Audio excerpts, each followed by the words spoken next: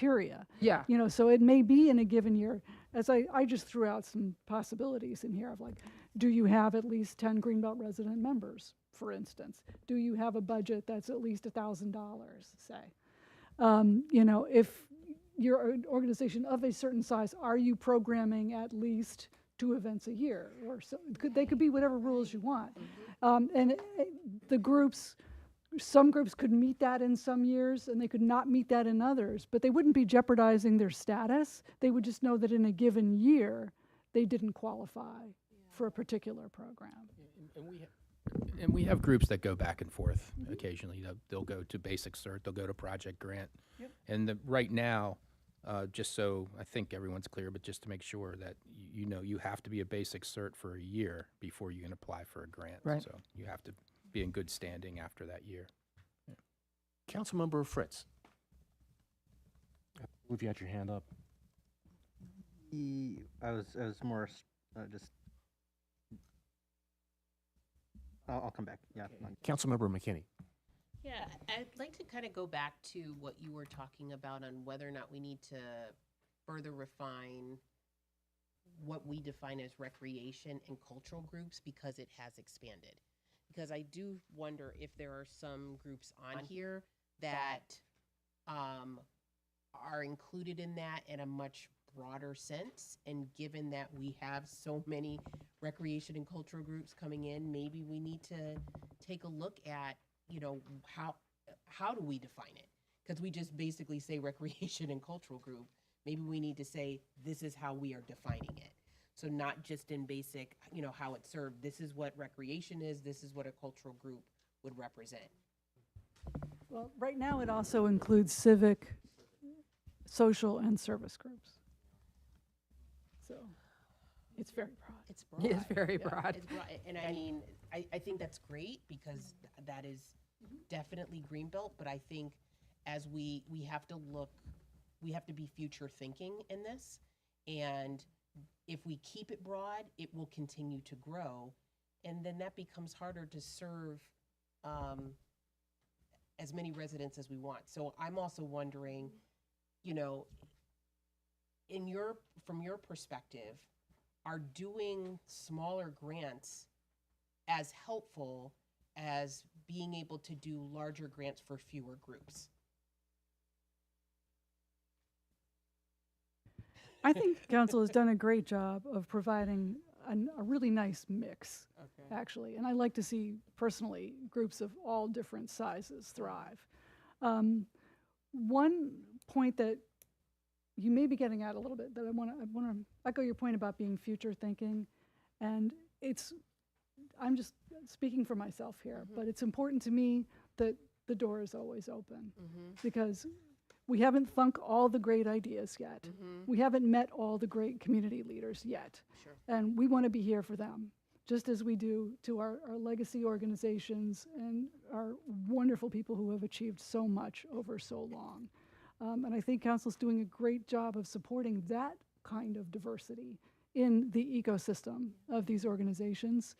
And one of the reasons why we moved away from the different classes of groups into one more flexible pool is because we didn't want the resources to exclusively be concentrated in the hands of the people who got there first. As much as we love what they're doing, we want there to be some room at the table for newcomers. So that's just something I would personally hope that we could preserve as we go forward. Here, Councilmember Fritz, you wanna go ahead.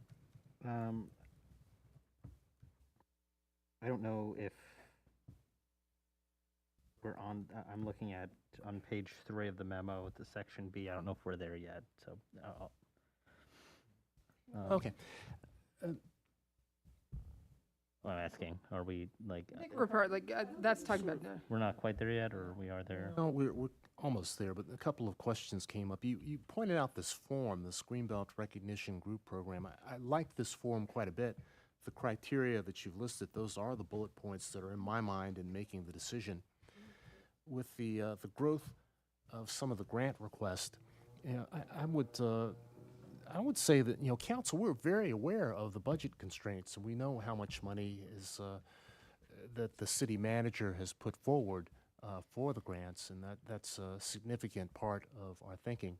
So the fact that the board, the committee, has also been thinking of that and makes recommendations has been very, very helpful. But, I think one of the challenges, though, is coming back to these program grants.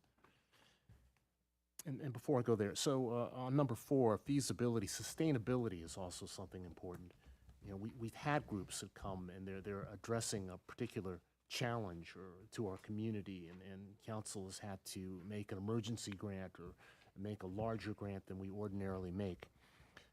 So when you say feasibility, I'm thinking sustainability as well.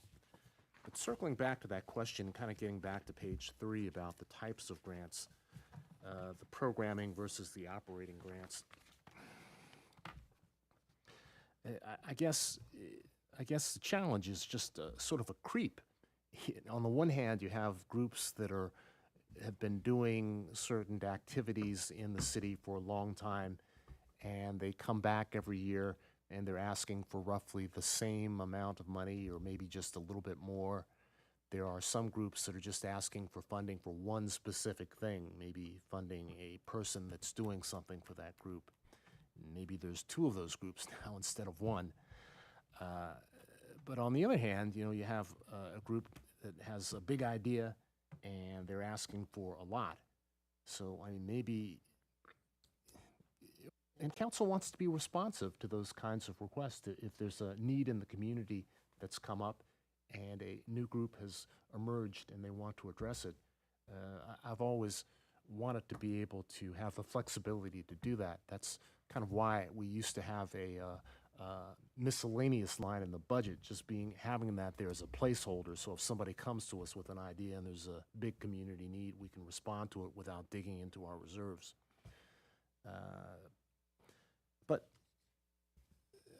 So those are some of the challenges, I think, with the project grants, more so than the operating grants. I don't know if council, if you agree with that. Was that sort of close to any of the thoughts you were going to share, Councilmember Fritz, with operating versus project grants? No. So the operating grants, the project grants are capped at $5,000. There is no cap on the operating grant, so that might be something count by dollar amount. The cap would be 50% of last year's, or previous, this planned year expenses. That might be something council wants to talk about. Yeah, I did appreciate this chart that you provided here with the suggestions on how to sort of determine how much each group would be eligible for as a max. Is this something that you got from the Maryland Council of the Arts? Is that what you, because I'm recalling you did something similar to this at the last cycle. Yes, yeah. This is something we were planning to kind of move toward, and we just sped it up when we saw that we had to close that gap. We're like, well, I guess this is the time. We're going to try this out. The state is moving toward a similar model. They've been in, and that was the substance of the letter that we had recommended. Sorry, maybe I've got this. And thank you, Mr. City Manager, for your letter of support on that. The state is moving toward using a similar model. The breakdown isn't exactly the same, but the concept is the same. That the groups that are smaller tend to have fewer resources. They don't have endowments, they don't have development staff, et cetera. They might not have the donor support base yet that a bigger organization might. So they're weighting it in the interest of equity a little bit more toward higher percentage. The dollar amounts are still small. And also, when you have to close that budget gap, you got to make the cuts where the money is. And if it's at the high end, this seems like a way that you could do that. Again, that's a consistent system that people could be aware of and could understand and would help you manage that challenge and help you support organizations, again, across that spectrum of scale. Yeah, and I also just really appreciate it because this sets expectations for our groups as well, right? Like they can very clearly see here, it's not like, I don't know what we're going to get this year. It's like, okay, well, I can't get more than this. And I think that could be really helpful to them and their own budgeting as well, having these kinds of having this kind of information for them. So I really like that direction. I think that's helpful for council too, as we're deliberating and making our decisions. It's helpful for us to also be able to keep this in mind because we are budget constrained and we want to give everybody everything they need all the time, but that's just not always possible. Mayor Pro Tem? Yeah, I think looking at this chart too, I am wondering if we need to have, it hasn't come up yet, but if an organization that has a much higher budget than $100,000 applied, should there be an overall upper cap?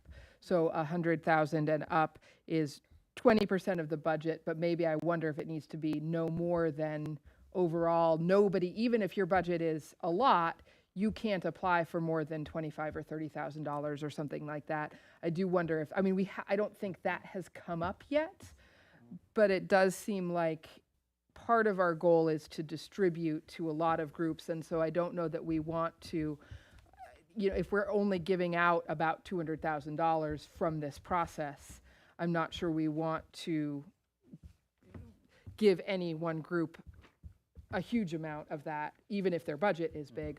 On the other hand, I think looking at the list of recognition groups, I do wonder if there might need to be a different category for some of these groups, not because of their topic area or anything, but I'm looking at that list, for example, something like the Greenbelt Arts Center has traditionally gotten a lot more money, but they have a physical space, so maybe they need to be in the city, and the space also has a physical space in the city. There's a few of these. The New Deal Cafe, do those groups belong in the same category as? And I'm not sure I know the answer to this question, but just thinking about that question, do those groups belong in the same category as something like the Soccer Alliance?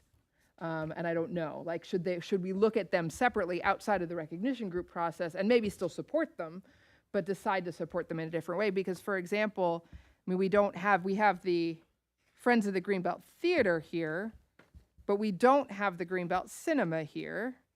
Is the Greenbelt Cinema more similar to the Greenbelt Art Center? Not entirely. I mean, there's differences, obviously, because we own the cinema building. But I guess I'm thinking about, are some of these no longer really recognition groups, but they're something else? I don't know.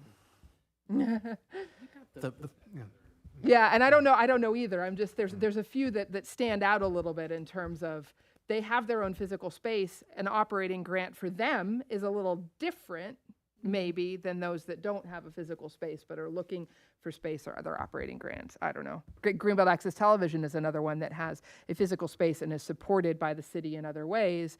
Do they actually really belong as a recognition group, or should there be another category for them and we deal with that separately? I don't know. Again, I don't know that I have an answer to the question. I just have the question. The Friends New Deal Cafe, that should be FONCA, shouldn't it? So They're both on there. There is FONCA, Friends of the New Deal Cafe Arts. And then recently, this year, New Deal Cafe applied. So they're two separate organizations.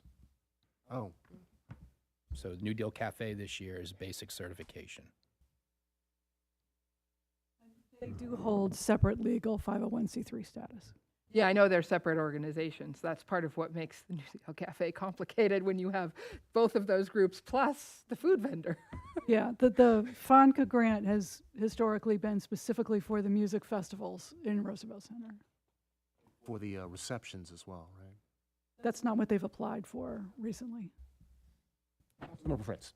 Yeah, and I appreciate both the chart on page 3 with the effective matching requirements kind of calculated out just for that, and then you actually calculating that out for the actual awards for fiscal year 27 on page 14. And it is, I'm like looking at the two numbers and seeing how much they line up with these estimated ranges. So it's going back and forth a lot, so I'm, it's trying to look at which one falls into which, but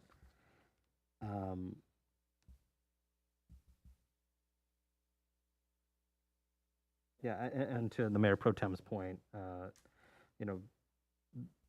what we funded versus the requests are completely different numbers as well. So, what actually was requested, one group requested 65,000, and that would have been a very different ratio than what they ended up getting.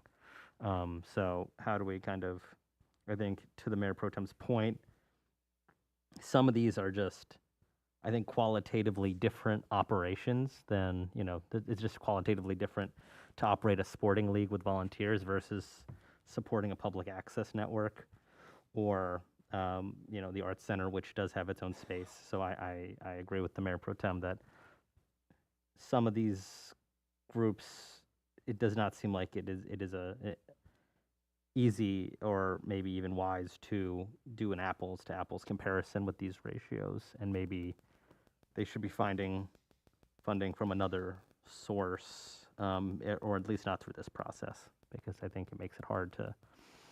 I don't know if you can ever be objective, but to compare just the very different operations that are on this list.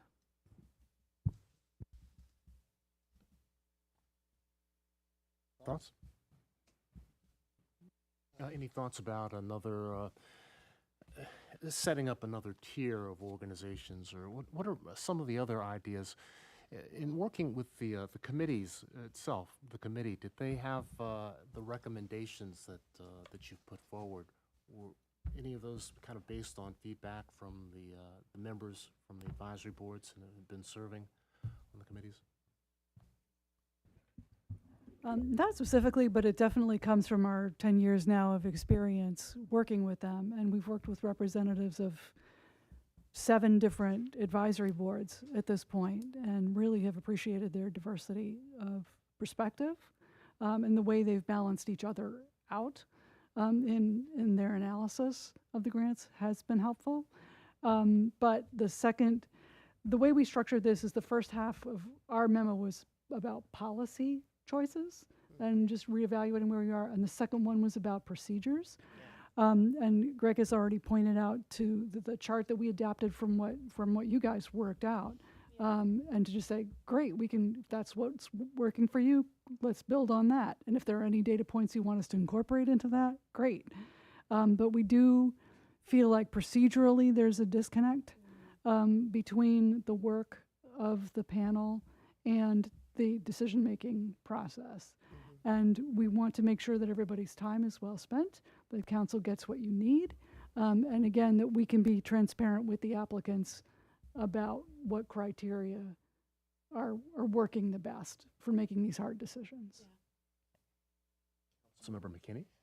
Thank you. I appreciate that. And I think going with what Councilmember Pompey had mentioned earlier, you all have already made some really great recommendations in here. I'd like to just kind of go through each of them point by point and give you feedback on them so that we can kind of move through it and then get to that next. I like the balance of the policy versus the procedure. So I feel like we've talked about eligibility.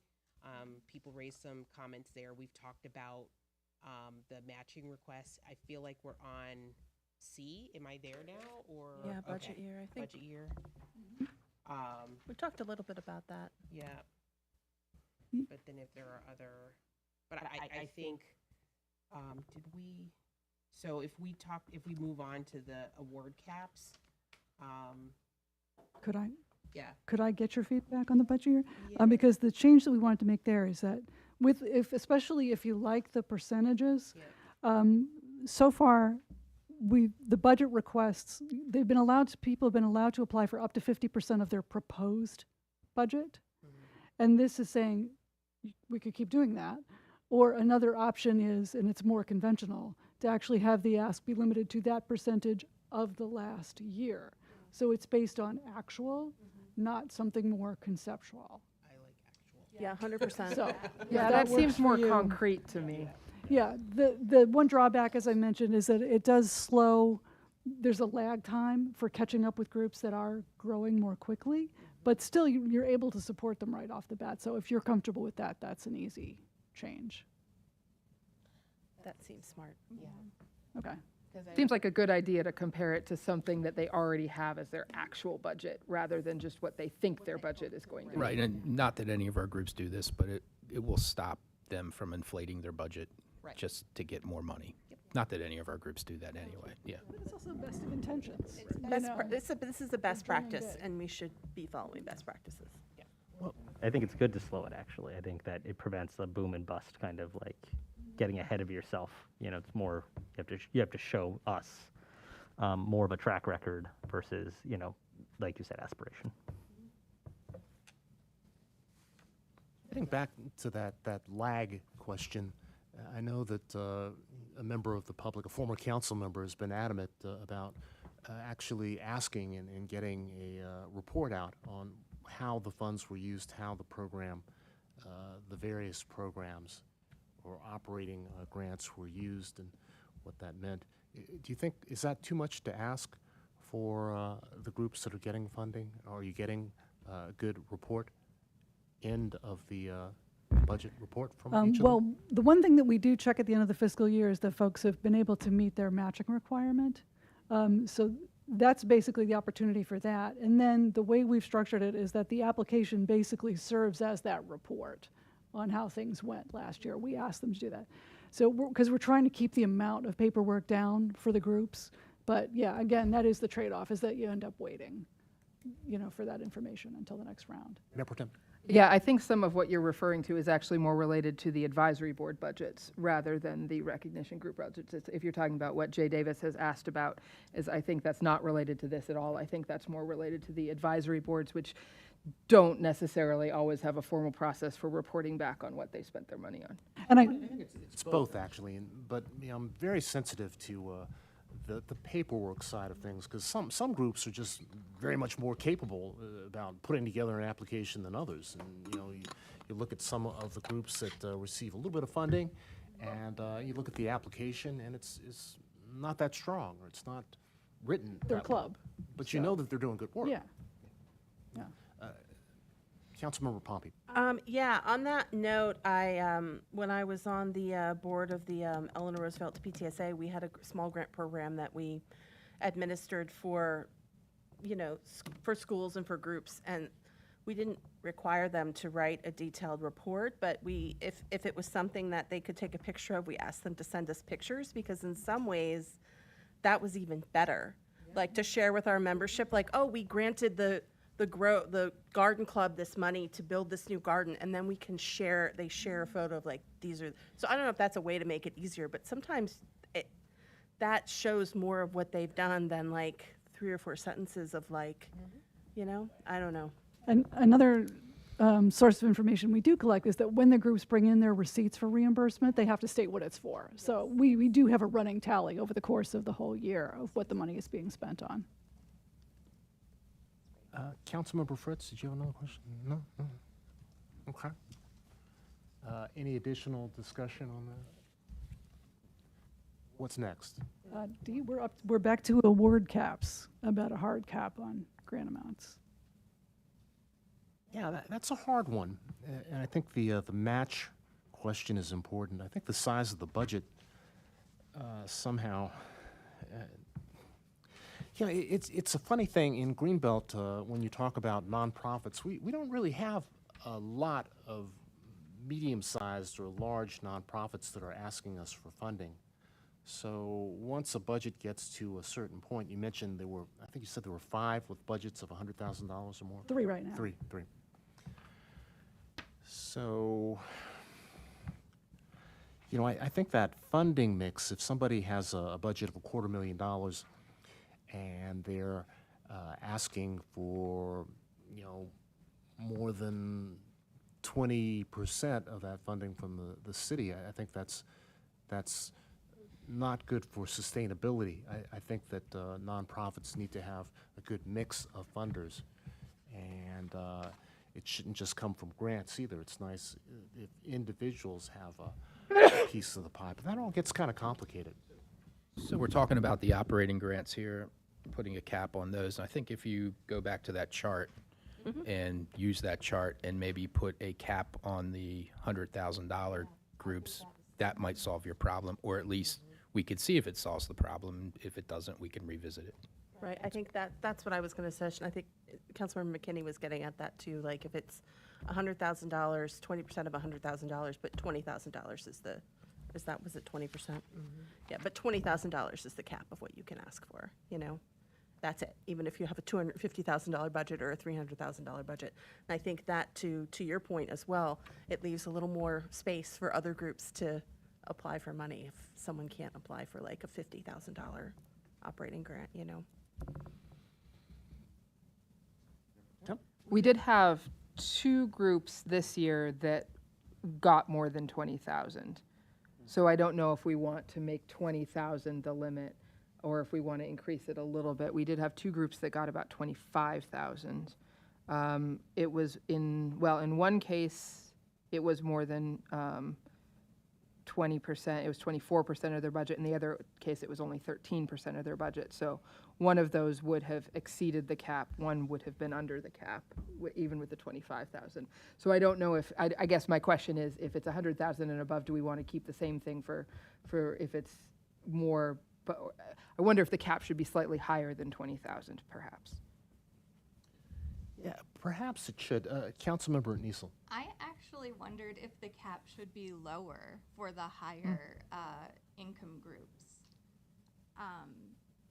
Just because I'm sensing that a little bit of the tension is that groups are outgrowing what this program was designed to support. Oh, that's a point. I don't necessarily want to be an incubator for like only large groups. I want to make sure that everyone's able to get stuff out of it. So yeah, when I was looking at that 100,000, I was thinking, drop that to 10, and then maybe at the 50,000 is, 25 to 50 could stay at 40, but then really, really start dropping it after that, like 30, 20, 10, to make sure that we're not just providing the majority of our funds to groups that have capacity to fund it themselves. Councilmember Fritz. No, I agree with what Councilmember Niesel is saying, and I also think that if we are contracting with a large nonprofit in an amount larger, and I'm not going to say which number, but either 10 or 20 or 25, that probably should be directed towards council specifically. It doesn't need to go through this process, because that, I think, should be seen as a more of an external program to this process. And I think, to Councilmember Niesel's point, it's not fair to make these smaller groups compete over the same pot of money if it's targeted to this kind of range. So I definitely think that the groups that got more than $20,000 do seem to be, as the Mayor Pro Tem said before, a little exceptional compared to some of these other groups, which are much more modest in their organizational budgets and also in their requests. Those are great points. I worry, though, a couple of those groups that received the larger grants, looking at them over time, the amount that we allocated, even though it seemed large, was actually a cut from what they'd gotten in years past. And that question of capacity, if we make those kinds of cuts, or if we don't work with them, then they really don't have the capacity to kind of continue on and fill the gap. And I'm saying that just based on listening to some of these organizations come in year after year with requests that are larger than others. And there's just, they're trying, but they're just not able to fill that gap. So it's a problem. So maybe we need, maybe as Councilmember Fritz just suggested, for the larger grant amounts, maybe there needs to be a way of working them into that other category of grants that we do make to several organizations.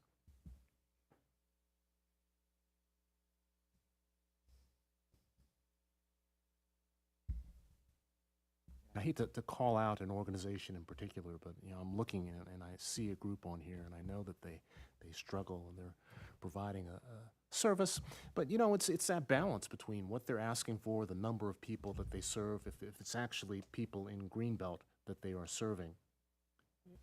And is it a function where you have people that are doing something that they're passionate about, that they love, but they're just not getting that additional support that they might need to fill the gap with their budget to put on the services that maybe just are not quite as supported as others. And that's true with the arts sometimes. You have groups that are doing things and maybe the audience is not that big. It's also true with recreation. You have groups that, in order to have a team that's competing, you have to have other people to play against or to compete against.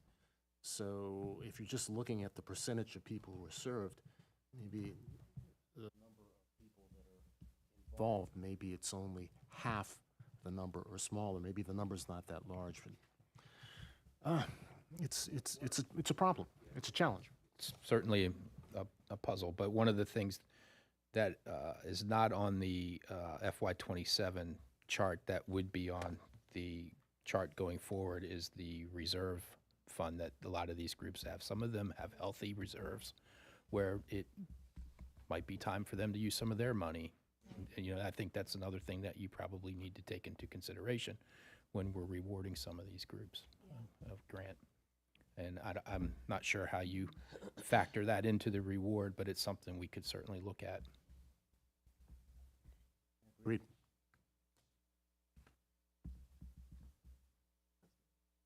Yeah, Councilmember McKinney.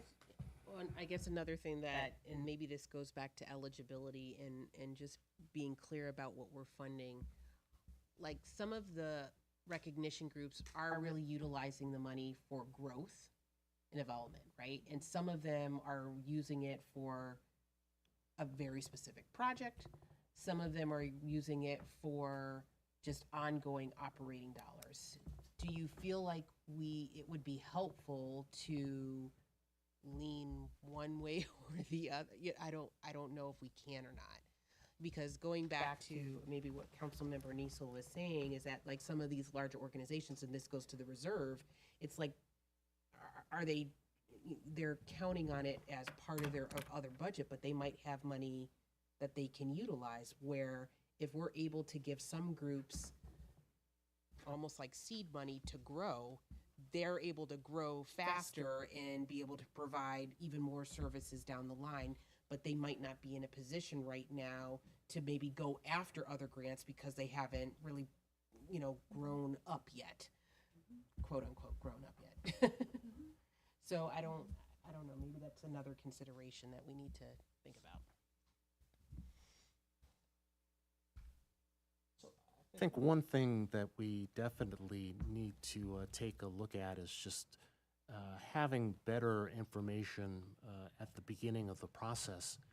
And I believe one of your proposals is to actually begin looking at the total amount that might be available early in the process. And that sort of comes back to the pre-budget discussion, which is based historically also, but you're looking at the city manager, you're looking at the forecast for the coming years. So that number that goes into the budget is not necessarily a number that council puts forward. You put forward the budget and council responds. That's correct, Mr. Mayor. We try to allocate as much money as we can to the grants contribution, and over the last 3 budgets that I've been involved with, you've seen that growth in the grants. Last year, we had to, in order to balance the budget, we reduced unallocated miscellaneous grants dollars, and just that was just to maintain the balance, a balanced budget and the integrity of the budget without making significant cuts elsewhere. On the topic of advancing or pushing up the timeline, it would be helpful for us if we knew a number that council was committed to make grants and contributions. Right now, we're based on what you said, Mr. Mayor, the historical number of grants we've awarded. If council wants to do something different, it would be good to know earlier in the budget process, say November, December, so that we can account for what a total dollar amount council may want to provide in grants for the upcoming year. Now, that's challenging because you don't know how many grants there'll be, what to anticipate, but if we could move the grant application deadline earlier in the process so that those awards can be made, or you just commit to a specific amount and we have to operate within that specific amount. Typically, the budget has been the money from the previous year. So that's what we start with. If council wants to reward more or put more money into that budget, certainly it would be used, but that's been our practice for many years now.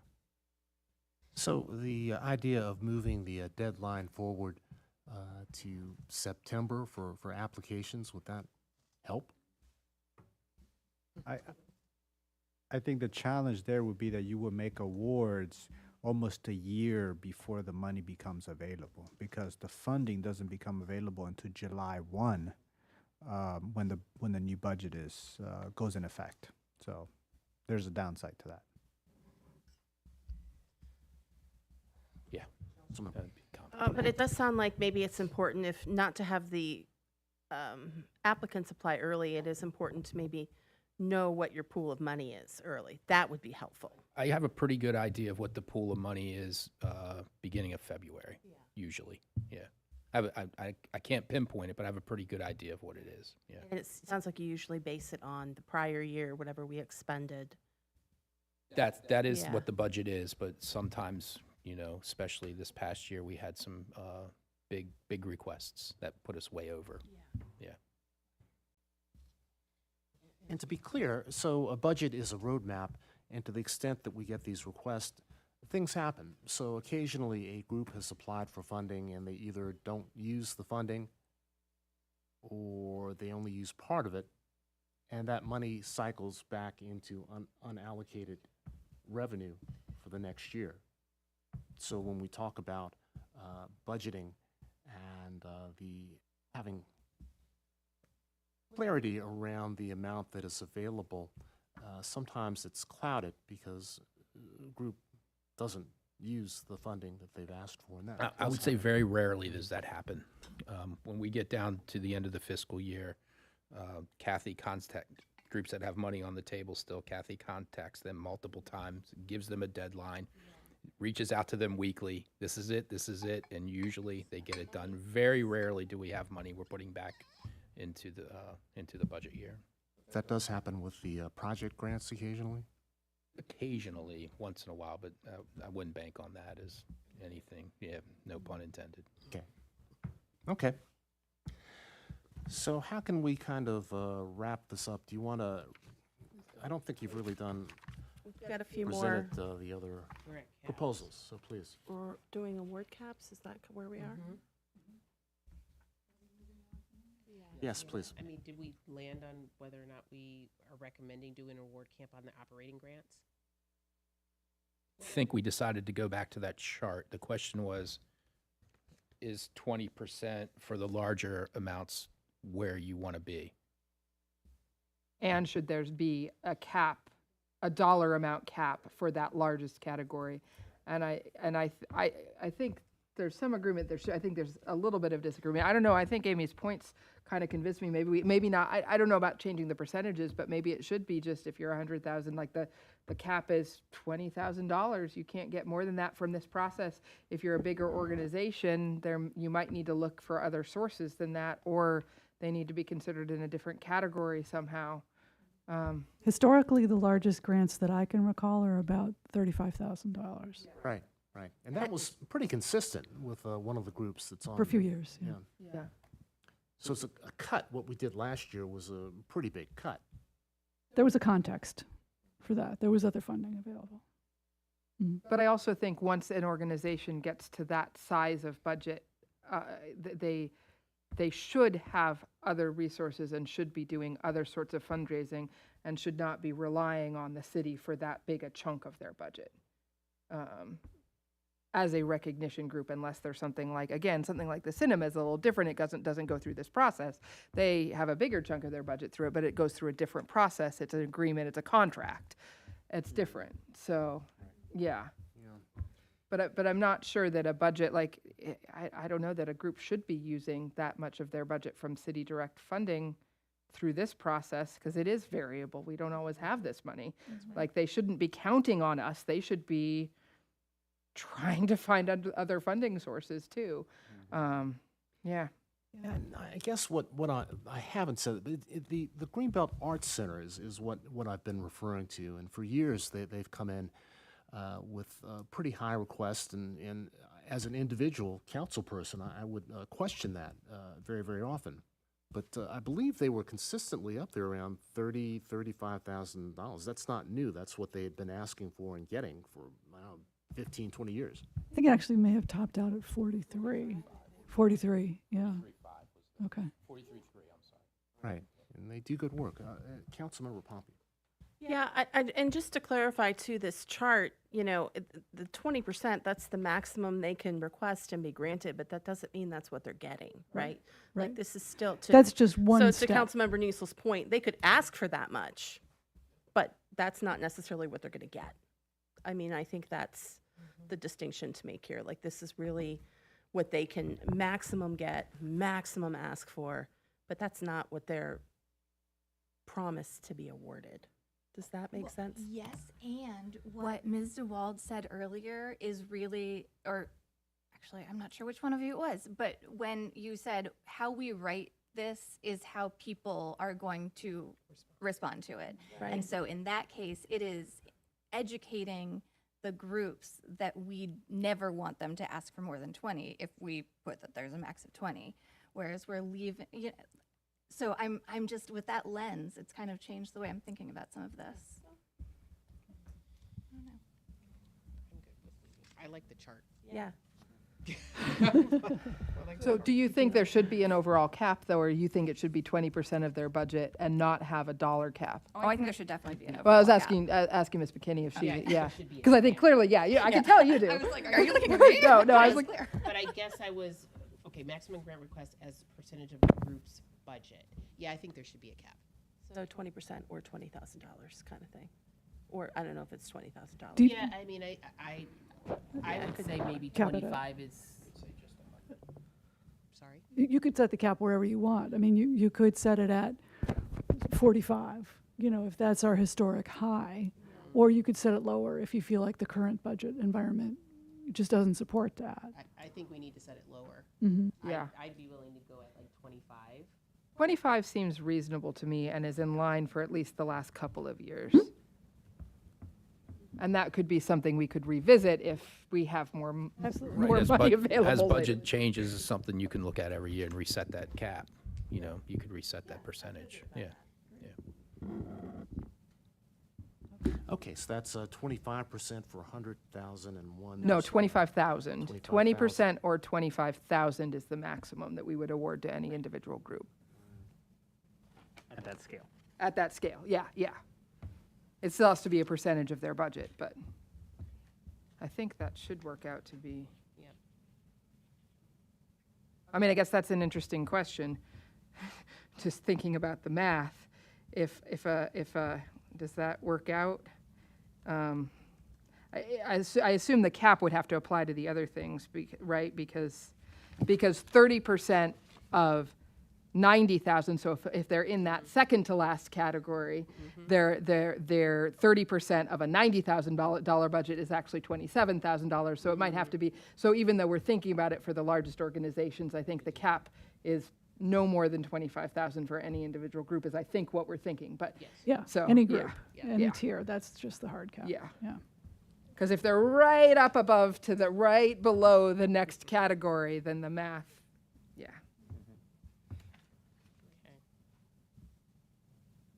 Okay. Item E, I guess, other city appropriations. Is that something we've touched on? Just a little bit in passing. We just wanted to acknowledge that there are various other sources of support that council has granted to various organizations, very helpfully to them. And the relationships, as you've noted, are varied. But this is another type of restriction that exists with some other grant programs. As like double dipping is a phrase that's sometimes used. Do you want to look at a grant any differently if there's another source of funding that you yourselves have approved for an organization or that the city manager has approved for an organization? Does that affect their eligibility for funding through this specific program? be very careful about that. With the cinema, it's different with GAC.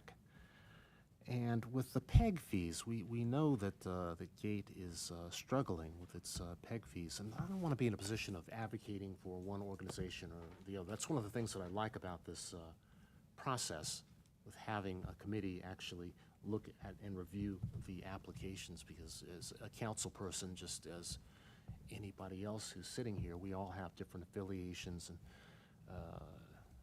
connections with various groups. So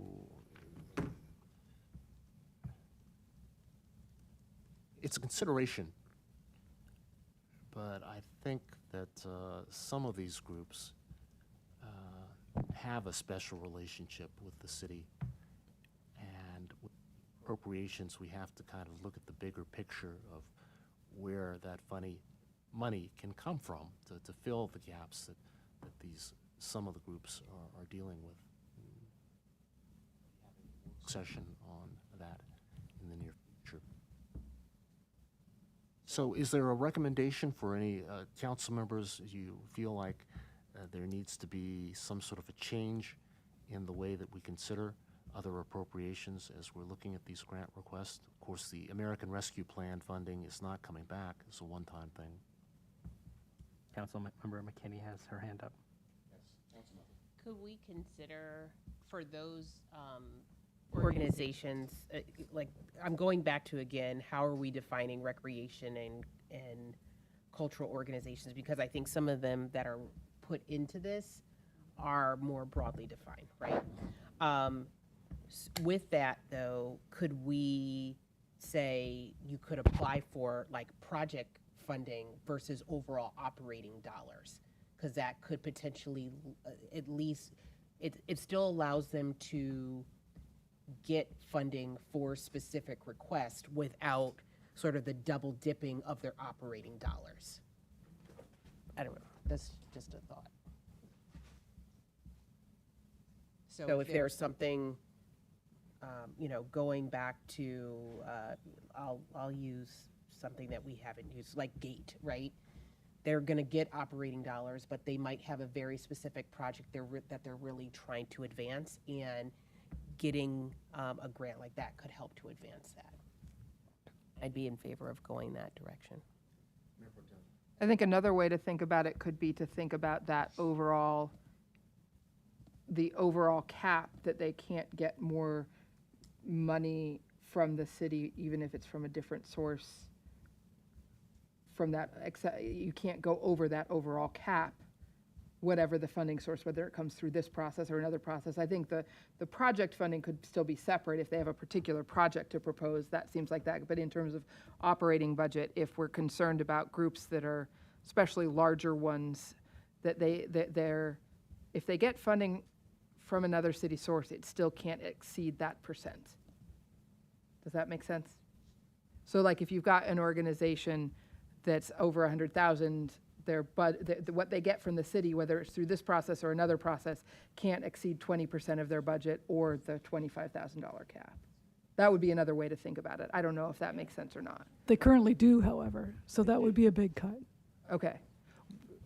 But for which, I mean, then maybe it's a different thing. Yeah, I don't know. But some of these, which of these, I mean, the cinema doesn't, I don't think, apply through the recognition group. If we're talking about these big ones, does Greenbelt Arts Center get money from a different source than No, the I was budget? thinking of GATE specifically. GATE. And GATE, yeah. And that GATE might be, see, I think GATE is just, GATE is kind of different. It's just different.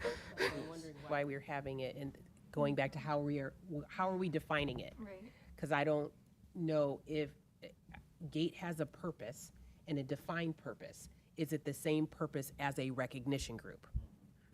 I don't know if that's the case.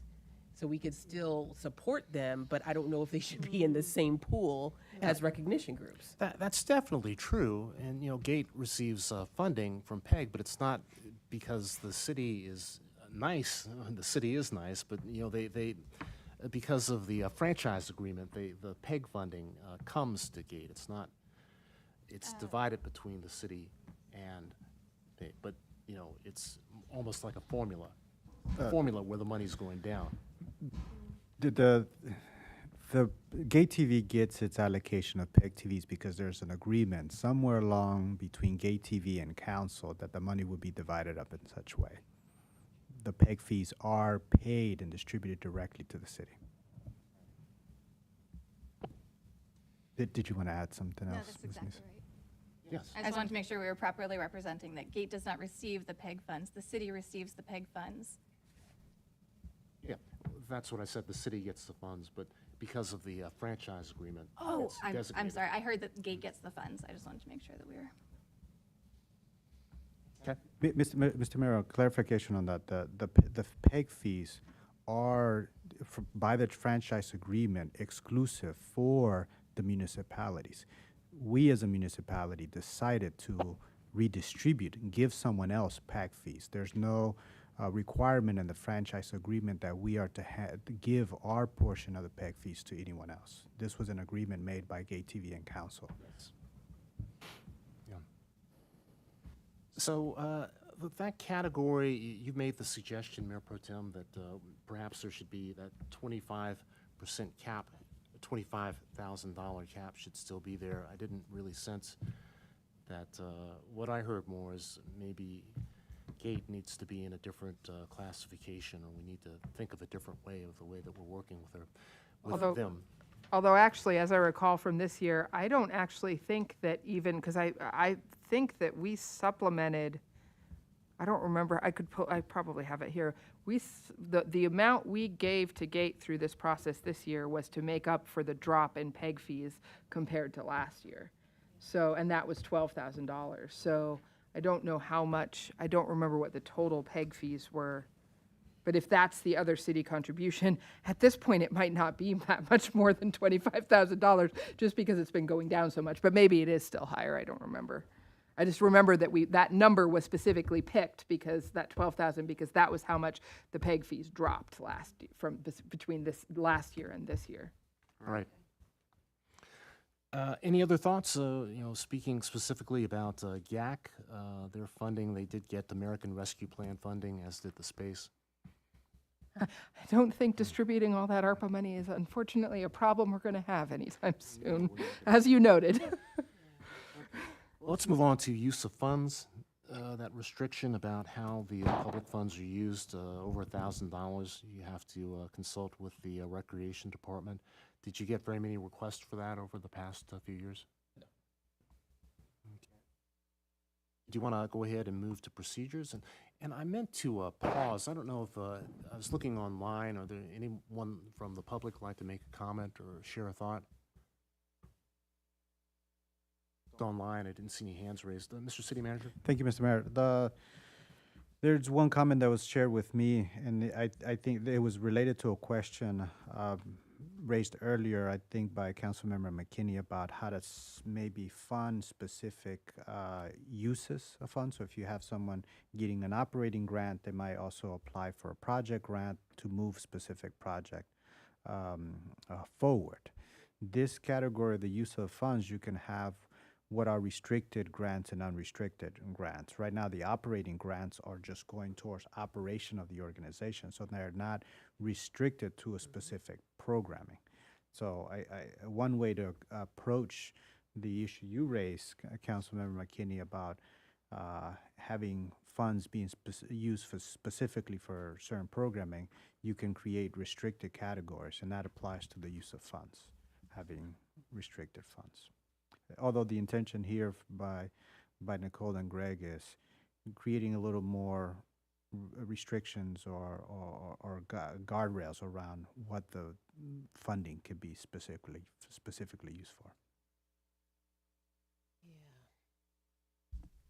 Yeah, I mean, even though this has not been an issue, I guess is what I'm hearing in the past.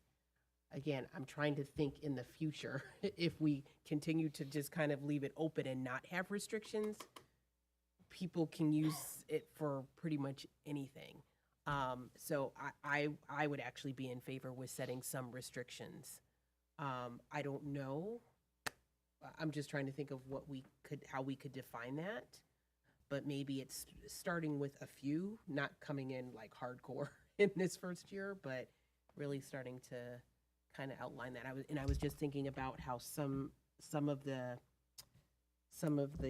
organizations requested things like equipment, and that makes sense, right? You know, they had, I think, was it softball that had equipment stolen or something like that? Soccer Alliance. Soccer that had, like, that makes sense to me.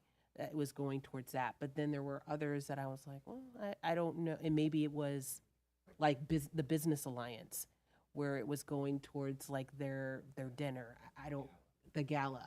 I would want to put a restriction on that because I'm not sure that that's the best use of funds, and I think that's how we defined it this year and saying we don't actually want to use it towards that. So maybe we can actually codify that. What about, award dinners or trophies? Do you think that's something we should restrict?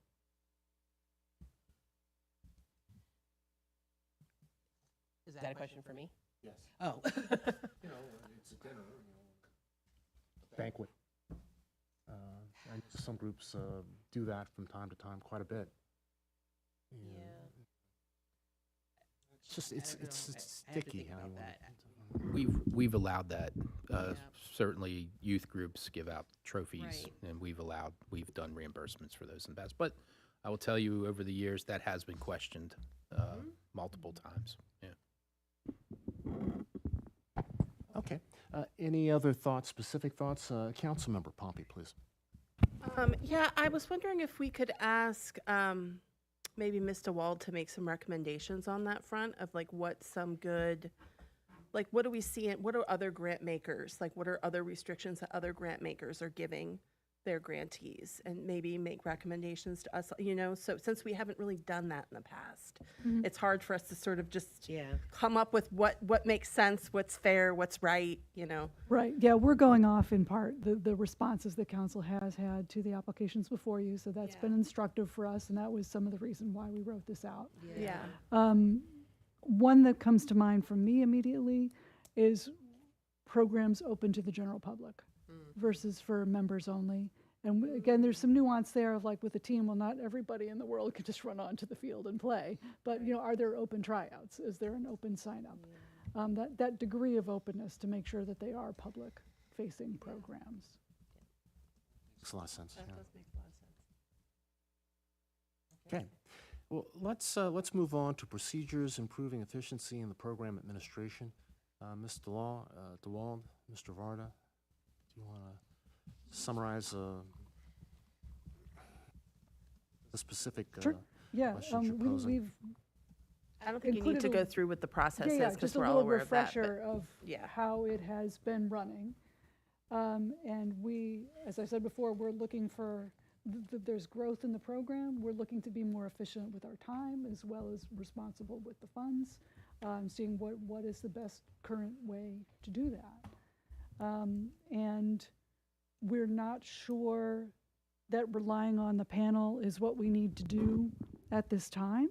But fortunately, we have these wonderful working relationships with the advisory boards that we've been drawing from. And we're looking at kind of going back in a way to engaging them as a board rather than adding to their workload so that they could accomplish some of the work within the context of their own boards again. And to give them a little bit more discretion in terms of how they want to invest, because we have been making a big ask of the groups and we're very grateful for their service. But we wanted to see, can we back off on that while still providing meaningful opportunities for any of these boards to offer their guidance to you if they have opinions they want you to consider.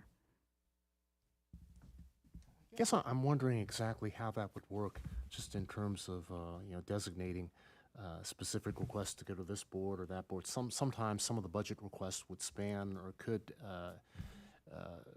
benefit from advice or the perspective of several of the advisory boards. Sure. Well, we make So- those decisions every year when we choose lead readers for the grants. So if we have access to the 7 boards that we've been working on, I think we're so fortunate to have all these citizens serving in these wonderful roles that we really do have wonderful expertise at our fingertips that we can tap.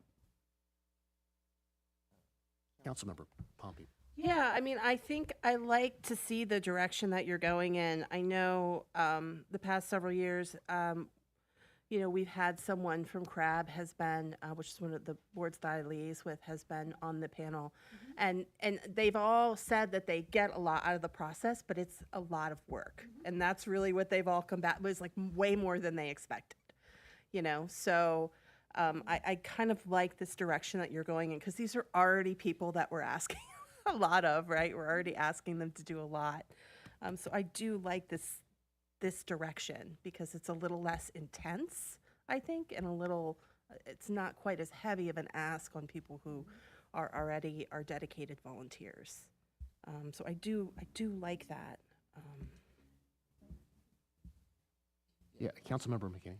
And I'm sorry, can you just clarify for me? So when you're saying in lieu of a separate panel, you would send out, like, which ones go to which advisory boards and committees? Like, what applications? So are there certain ones that would go to certain advisory boards? I mean, we just follow the substance Okay. of the grants, and yeah, whichever seems like the best fit. We've been working with PRAB, CRAB, AAB, Youth Advisory Committee, Senior Citizens Advisory Committee, and we added education and public safety this year. So they've all been great to work with. It just depends on what the application is and what's the appropriate advisory committee to review that application. And another approach is we just let all the boards know about all the applications that are available and let them choose. They're welcome to see any of them, and they can offer an opinion on any as they see fit. I guess I just wonder, like, how do you maintain consistency in the review process if you are kind of spreading the wealth across those committees? Because it seems, and I hear you about the grant review panel, it's a lot of work, right? And so I get that, but then there probably needs to be some type of conversation or criteria or It's in there. something Yeah. that goes out to all of those boards if they're going to review it. And then how do you also ensure that some of those advisory boards and committees could probably get a lot more than others? And so in combination to the other work that they have going on, it could be pretty heavy. Yeah, well, we do appreciate you commenting on the consistency factor. We'd probably give them a version of the worksheet that's in here, which is derived from the worksheet that we give to our grant panelists currently. Although that's a little bit more structured. They basically have 7 multiple choice questions that they answer about every group. So it's very clear. And I can either give them the detailed version or we can give them this version. We have a nice memo that we send out every year explaining the whole process to them. So we have a lot to work with, you know, and concise ways of explaining the criteria and steering people back toward the same considerations so that they are applying them. Does Fairly. it become more tedious for staff to utilize a more distributed model than a centralized model? No, because I think they take ownership of it. Okay. That we can say these are the applications. We're happy to answer any questions. We give them the criteria, and again, they can sort out what's an appropriate amount of time, you know, for them to invest and what they feel strongly, you know, one way or another that they want to communicate to you about it. I've got some feelings about this. Well, first off, anything that we can do to simplify the process, I think we definitely should do. Serving on a grant review panel is intensive. You've got a stack of papers, applications, and they're all 15 or 20 pages, and you have to work with 7 or 8 other individuals to kind of reach a consensus. So it's not an easy process. I do like the fact that council does not have to do that. I think that having residents or having advisory board members engaged in this process makes it more transparent. It really incorporates resident input, which I think is very important. So, you know, over the past 10 years, I do appreciate being able to read through and to consider carefully the recommendations that come out of the panel. So that's very important to me. I like this form. I think that it perhaps simplifies what the output from a panel might be. Now, you know, we've kind of talked about the process quite a bit. You know, one of the things that I've always said is I wish that there was some way to, for other individuals in the community to be involved, because I know that there are folks who live in Greenbelt that do grant review panels for the federal government and the state government and philanthropic people in Greenbelt that are experts. So it's hard to do. You have to recruit people. Is it really, really hard to get those volunteers from the advisory boards to agree to do the panel? Is it something that it's been problematic? Well, it has been challenging because, again, they're busy people, but there are reasons why we go to those boards, because they're people who have an ongoing commitment to civic service. They have a knowledge base from participating in their monthly meetings with their group. So we feel like they have a deep understanding of the context in which these requests are coming forward, and they're just invested over time. So we're eliminating any risk of an advocate for any one particular group showing up, for a review process and then disappearing into the ether again. These are people who are committed, often for the very long haul. As you know, their service records are just amazing. So yeah, it's been challenging, but they've been wonderful to have because of that perspective that they bring to the table. So, Mayor Pro Tem. Yeah, so I guess thinking about it, because if we had, for example, 15 applications, that means that for this year, that means that the 4 or 5 members of the grant review panel had to read all 15 of those. Whereas if you divvy it up between the advisory boards, maybe each advisory board is only reading 3 or 4 or 5. So that does seem like that's maybe a little bit more of a manageable, assuming they can be distributed roughly evenly among those advisory boards. That does seem like a good bit less time commitment. I mean, you get maybe more expertise, a little bit less of the bigger context by reading all 15 of the grants, but it's not a small amount of material to read. So I guess that seems like that's reasonable. And if some of these, I mean, like the spreadsheet that does the summary, and I don't know, I mean, I think the scores have been a little bit helpful, but I think it seems like sometimes we've used the scores because we couldn't, to allocate funding that we could, because we didn't have enough for everybody. And so we've sort of used that to sort of say, if you're in this category of scoring, then you get this percentage of your request and that sort of thing. And there may be other ways to do that besides having the numeric scores. I don't know. That has been, I feel like, helpful to some extent, but I recognize that you probably need to have a designated grant review board. I'm not sure if you're distributing it to the different advisory boards, it's not going to be necessarily meaningful to have those scores because there's not going to be the consistency. But if it's qualitative comments from those boards, that maybe is helpful. And less time commitment. Have we done any incentives to these individuals that are serving their time and mental energy towards this? Kathy makes a mean charcuterie board. It'd be a nice gesture and Snacks.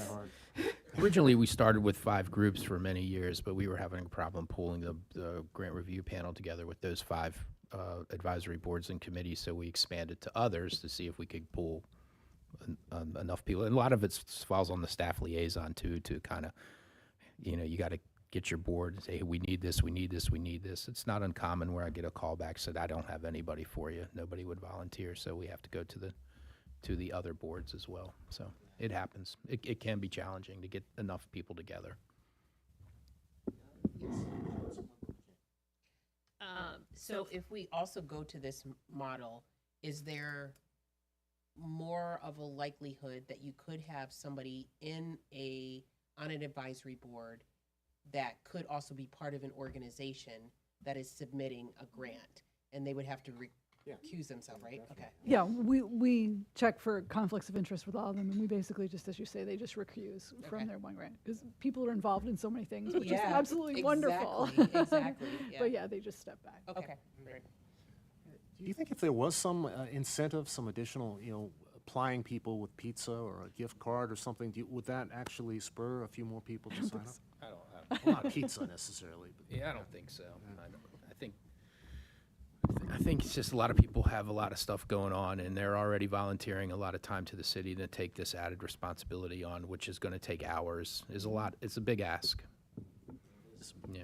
It's an You know, ask. it was 10 applications. Well, now it's 15 applications, so it keeps increasing. Distributing it. I think so. Councilmember Pompey. Yeah, I mean, I'm okay with discontinuing the scoring because I didn't find that as helpful. I think the other information that you collect is what's helpful to me. How many people are they serving? How many, members do they have? What is their budget? What is their structure? Like, those are the things that I'm really looking at. So I don't feel like I need the score to tell me how well they are doing in those regards.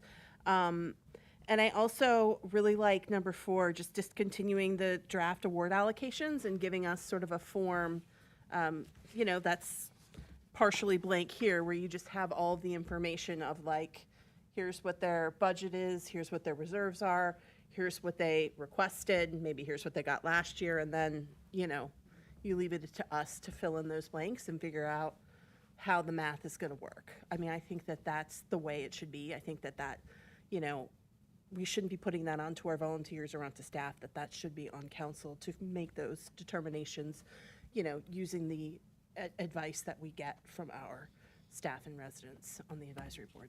So I like both of those, and maybe the scoring, and if it doesn't work, we can go back to it. You know what I mean? Like, I also think that that's worth saying here too, is decisions that we make tonight do not have to be decisions for all of eternity. We could do some of these things, then you guys could be like, oh, that didn't work at all, and then we have to rethink it, and I'm okay with that. But I think what's important is that we're trying to find new, more efficient processes, and we have to be willing to try things in order to figure out what that's going to be. Okay, other thoughts?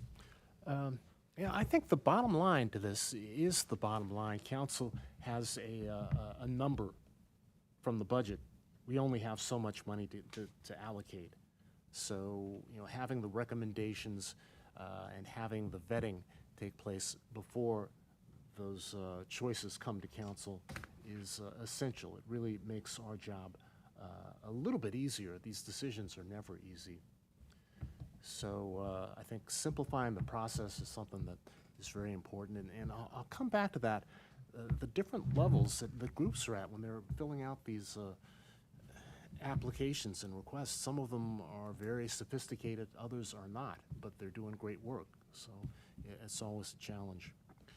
So what more do you need from council? We've thrown out some ideas. We haven't solved all of the questions that you may have posed, and you may sense some little ambiguity in some of the ways that we're talking about things, but that's council, that's life. But is there some additional direction specifically? I think we got some good information tonight, and we can go take this back to the drawing board and tighten it up a little bit. I guess the question is, we generally send out the applications November, December. Does council want to get input from advisory boards on this new change? And if so, this would have to come back to policy change to be adopted, I think. That's what I'm thinking. So we're on a kind of a time crunch. Yeah, I get that. I do have the same question the council member McKinney brought up about exactly which applications would go to which groups, because some of the requests just don't really fit. It's like trying to fit a square peg in a round hole. Yeah, I think we do pretty good with that, though, figuring out which the best advisory board for this particular group. I mean, we do that with the grant review panel right now, because each application has a lead reader, meaning that grant or that panel member reviews that application more stringent than the others. They need to know the ins and outs, and sometimes they need to contact that person if they have questions so they can share it with the panel. So I think we do a pretty good job at that. Okay, Mayor Pro Tem, then Councilmember Pompey. It seems like, especially as relates to the grant review process and then asking for those changes of the advisory boards, I think it could be helpful. I don't know that they need to necessarily, unless they have a huge amount of feedback, that they need to send us a formal memo, but I think it could be worth on whenever their next meeting is, that they say, hey, this is what we're proposing changing. We're going to get rid of the grant review panel and we're going to do this instead. Any glaring, I mean, it seems like, I mean, it's a little bit more work for the advisory board, sort of. It's a little bit less work for the individuals on the grant review panel, but it's a little bit more work for so I think having them say like a go, no go at the very least and might be helpful. Yeah, I think we're going to work on that and how to present this to the advisory boards. I don't think we'll have any pushback, but I don't want to speak for them either. Yeah. I think that seems like the most important thing to get their feedback on, because that's the part that impacts them. Sure. The actual funding amounts and how we do that, I mean, they can weigh in if they want to, but I think the more important thing is how does the process change affect them?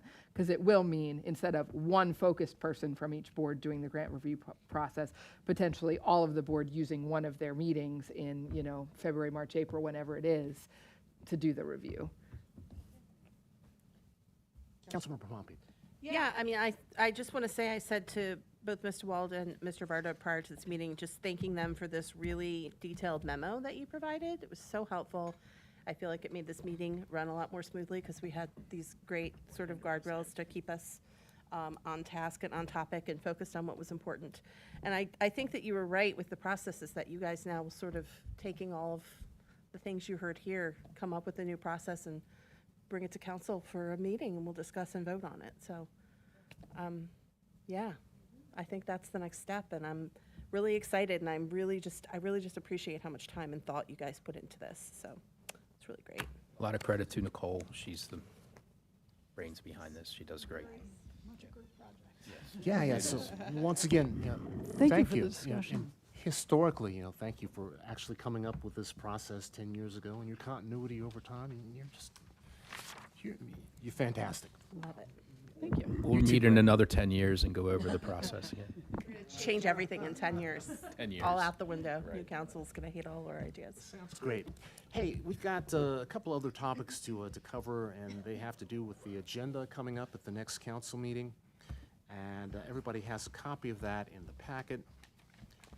So, are there any questions? I think under presentations, we were trying to see if we could get the new superintendent to come and talk with us, but we don't really have a good confirmation on that. I've got one or probably one proclamation to do, National Civility Month. Probably do that. Mr. City Manager, do you want to just briefly cover the topics on the agenda, and if there are any questions, we can. Sure, it's on the screen. So on other business, we have 3 items that carried over from the previous council meeting. That's sorry, 2 of them are carrying over. Item number 10 is the letter of support that's coming off. I heard from 4 council members, so we'll move forward with the letter. Item number 11 is the contract related to the Greenbelt Skate Park mural project. You'll hear again from Nicole on this. Then it's item number 12, which is discussion of city council subcommittee working groups. Item number 13 is a new item, and that is the policy discussion regarding landscaping and playground maintenance agreements with HOAs and private property owners. We're working on adding additional items to the agenda. One is the request of the legislative committee, a discussion on legislation introduced by county council banning gas leaf blowers and the requirements that being proposed in that bill. So that's going to come to council for the 10th.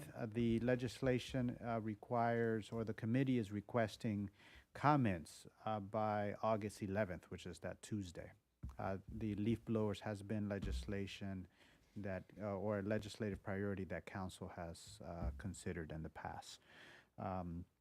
Other items we're working on, we have, if you recall, we received a $250,000 grant to conduct a feasibility study to decarbonize our buildings. So we're working through a contract. We hope to have it ready for Monday. Should we have it ready, we'll put it on the agenda. Okay.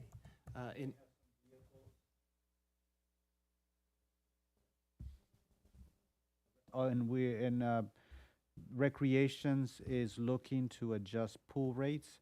We do fee adjustments for pools every 2 years, and that's done through resolution of council. So we're looking to introduce that at the August 10th meeting. Sounds good.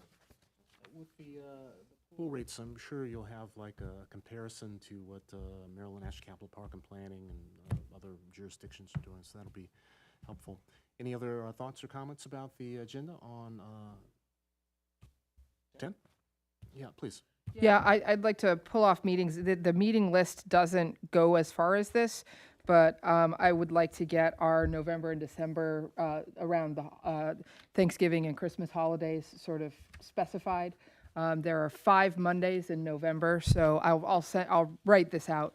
There are 5 Mondays in November, and right now our regular meeting would be on the Monday, the week of Thanksgiving. I would propose to move that to the following week, which is the 30th, so we still can have 2 regular meetings, but we avoid the week of Thanksgiving entirely. And then also the last 2 weeks in December, the weeks of the 21st and 28th. I think we should not have any, we already don't have a meeting scheduled, but no work sessions for that holiday travel. I just think it would be helpful for council as well as staff to be able to start planning for those holidays. So I plan to pull meetings off and make that proposal on Monday the 10th. Okay, and so looking at that calendar, it goes all the way to November. And of course, this is the plan. This may change a little bit, but it goes all the way out to October. And as this stands, there's 2 open work sessions. There's one October 19th, and there's one on October the 28th.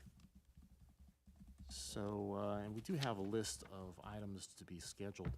I would really like to talk with State Highway Administration on a number of topics. I'd like to talk to them about the Greenbelt Road corridor and Kenilworth Avenue from a maintenance standpoint. I think if you go down Greenbelt Road right now, it is really not looking too good. The grass is very, very long in front of the new senior housing development, and just in the median, it's really not looking so great. They made some changes. The last time we met with them, we talked extensively about bike trails and whatnot, so they put those bollards up. We asked them to maybe use some green paint in the bike lanes like they've got over in College Park. That'd be great. There was an issue about snow removal, not on all the sidewalks, so that would be great, but on the overpasses, that really the only jurisdiction is, federal government or state highway, like that Kenilworth Avenue overpass. There's no property owner there other than the state. And also safety, this don't block the box proposal for Hanover Parkway. So if there was some way we could actually schedule that in October or sooner, I'd love to have that conversation. Mayor Pro Tem? Yeah, I think, didn't we already send the letter about the don't block the box? And I actually think for many of those items, it seems like that could be a list that we send for and ask for a written response and see what response we get before we schedule the work session. Because if it's just answers to questions, I don't know that we need to use a work session date for that. If it's just, we could compile the questions, send them to SHA and see if we get a response. And if we don't get a response, then try to schedule something. That would be my proposal for that. One thing that I realized from talking to Mr. Salmarone earlier today, we should have on the ready to be scheduled. We need to have a discussion about the Save As You Throw pilot and whether we're going to continue that. And that probably needs to be one of those October dates, or at least part of it. I think we also need to talk to GHI about it, at least briefly, as part of our conversation with them on August 31st. But we did sort of tell everybody we would give an opportunity for resident feedback, as well as hearing from our trash crews and looking at the fiscal implications. And so we need to decide that if we're going to make any changes, since the cycle is sort of January 1st rather than our fiscal year. But I really would encourage us to send a letter to SHA with our questions rather than jumping immediately to a work session. Yeah, Mayor Pro Tem, it's not so much about jumping immediately to a work session. It's more about having regular stakeholder meetings with entities, and it's been at least 2 years since the last time we did that. And likewise with our homeowners associations and condo associations, it's been more than 2 years since we've really reached out and tried to talk with the boards or the management companies of the the HOAs and COAs over in Greenbelt East. And we do have a meeting set up with GHI. But, you know, I think we've gotten too far away from having regular stakeholder meetings. I don't think that simply sending a list of questions is the same as talking with folks face-to-face on a regular basis. No, that's much more efficient. I beg to differ. But are there other suggestions or items? Please, Councilmember. Yeah, I mean, I guess I'm in agreement with, with Mayor Pro Tem, but I also see what you're saying about the stakeholder. I think it's important to have stakeholder meetings. However, if I remember correctly, when we last met with State Highway Administration, they did not come prepared for that discussion. So if we're going to have a discussion, and I want them to feel prepared and the expectation that we're going to ask these questions. It was kind of like they were not Right. prepared at all, and the conversation really didn't go anywhere. So I want to make the best use of everybody's time during that time. So I don't know if it's just sending them in advance so that they know, so that, and then also kind of saying we're expecting to have a detailed discussion at that time, then great.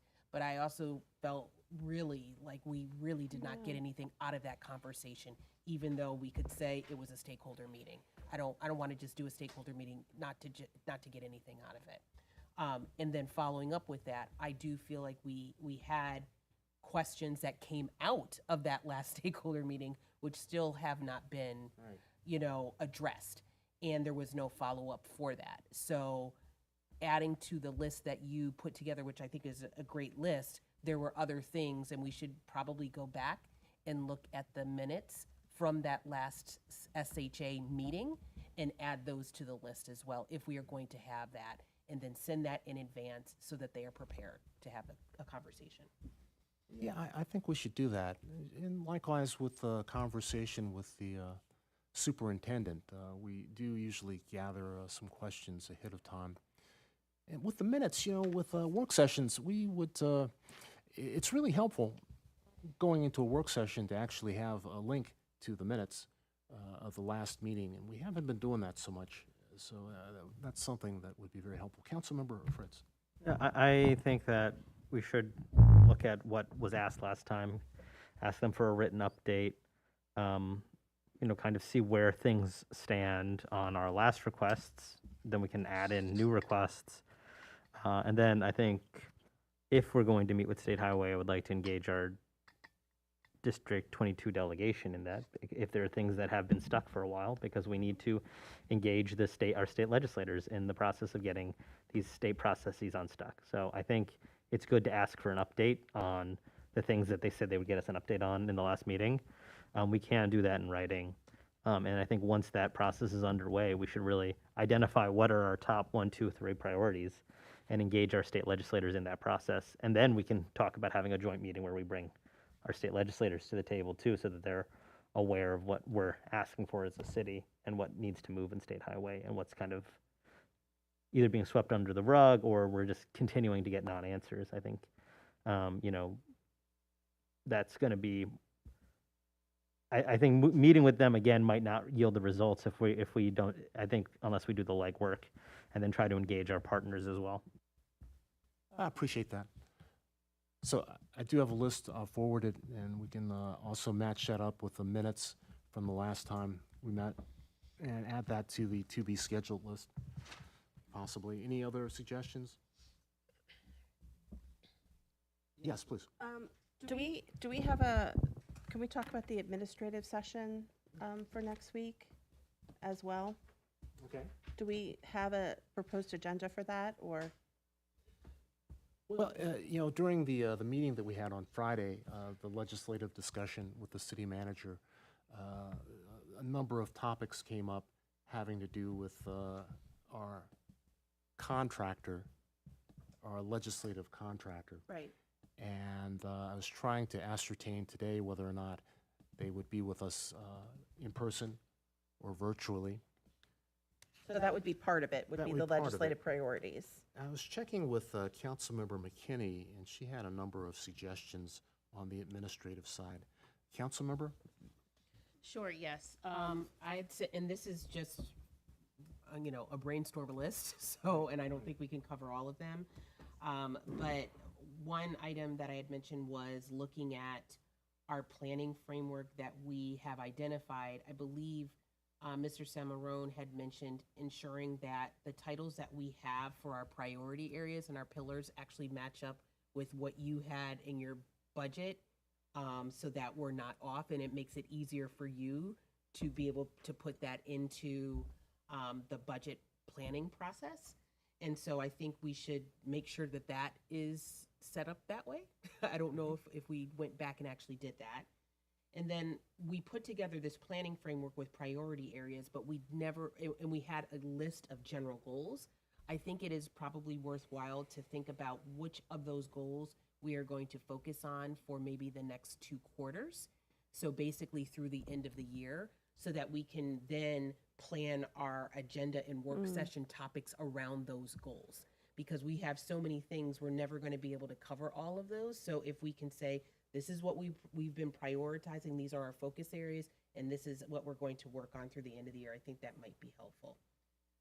Yeah, and I would agree. I think that we need to circle back and focus in on that framework. And it's a short meeting. It's not going to be that long, so I'm not sure how far along we can get on those topics, but I'd like to broach them and spend some time, maybe a half of the work session, on those topics, the discussion, and trying to move forward and identify and clarify some of the framework ideas that the city manager has been bringing up in his budget preparations as well. So I had a couple of other items on it.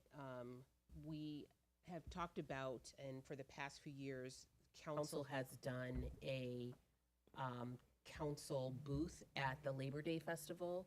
I've gone ahead and made sure we have a booth again for the upcoming festival. And I think it's an opportunity as council for us to determine what are our goals for that booth for that time. So what information we want to share, because it's going to come really quickly. So we're only going to have a few weeks to prepare that. And if we have certain focus areas that we want to stress, like the first year, it was really about getting out the really trying to bring people onto advisory boards and committees. And I think that has really worked well because we've gotten lots of applications. Last year, we talked a lot about Save As You Throw.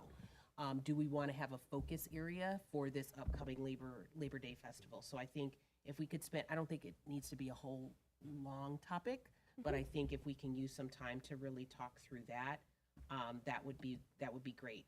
And then the last item that I had was talking, we have an upcoming work session in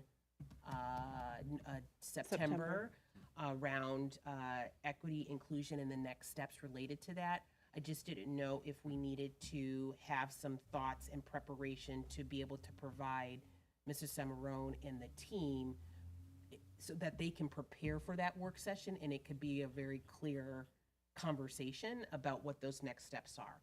So if we are moving towards doing an RFP for a consultant, then they need to come with some thoughts about what needs to go into that. Hey, I think those are all great topics. I think combining that with the conversation with our legislative contractor, that's going to be more than enough. In fact, it may be too much. With the legislative contractor, we need to sort of set up some norms and get an idea, just to let them know about what our expectations are as far as reporting out and communication back and forth, and also tentatively talking a little bit about some of our priorities, and also hearing from them what their perception and expectations are. And you have this special session going on right now, and other legislative items will be moving along on the county level pretty quickly. So I think that's more than enough. Yeah, what do you think, Councilmember? Council?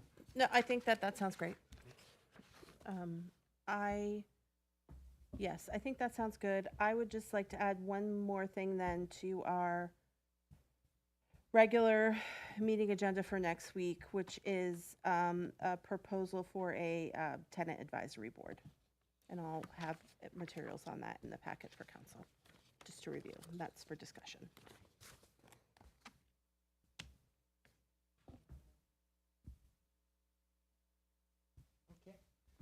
Let's see, we've got a comment from the public, please.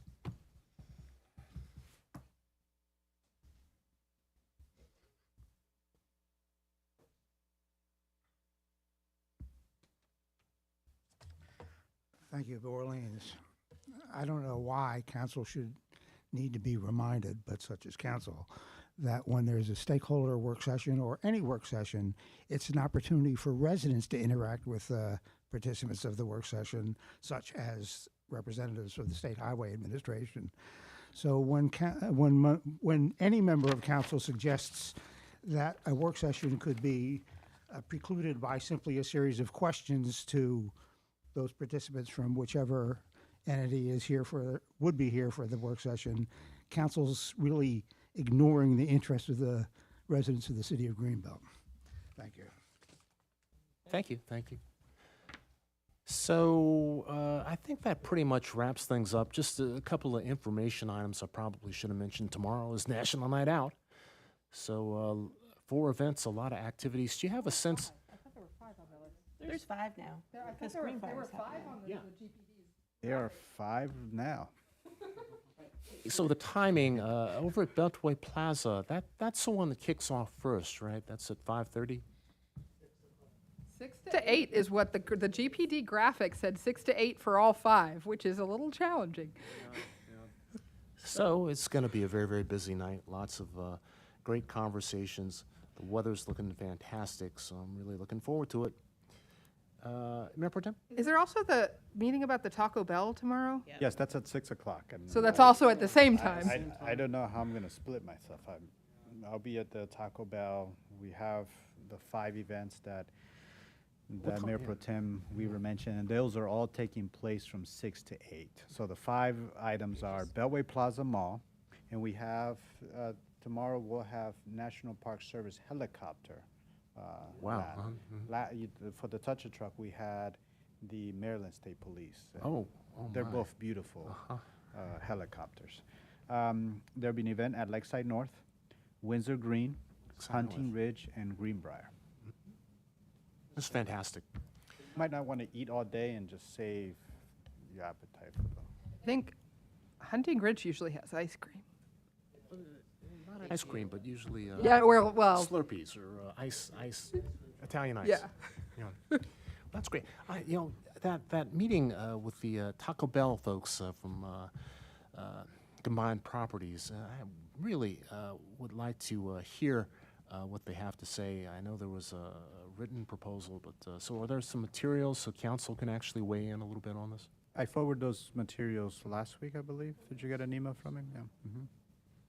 Yeah, it was sent on Wednesday. Was there any additional information that might be shared? For that meeting tomorrow, we met with Matt on Friday, and we went through that materials. He did not indicate that he would have any additional materials. Now, as a reminder, they had not filed their paperwork for the permit for the application. So I expect more documents to be generated as they filed their application. And APB is, they had a preliminary review of this, and they will continue to be involved through the process. Councilmember McKinney, do you expect a report from APB to come to council? I do. Yeah. I know there was back and forth in the email chain, but I expect for something to be coming back. Very good, very good. And of course, on Thursday, we do have a Four Cities meeting, and that'll be in Berwyn Heights. And let's see, is this the first function they've had since they remodeled the room? Well, no, I guess Berwyn Heights Day. It's the first time they've hosted 4 cities since they've remodeled. My, that's going to be something.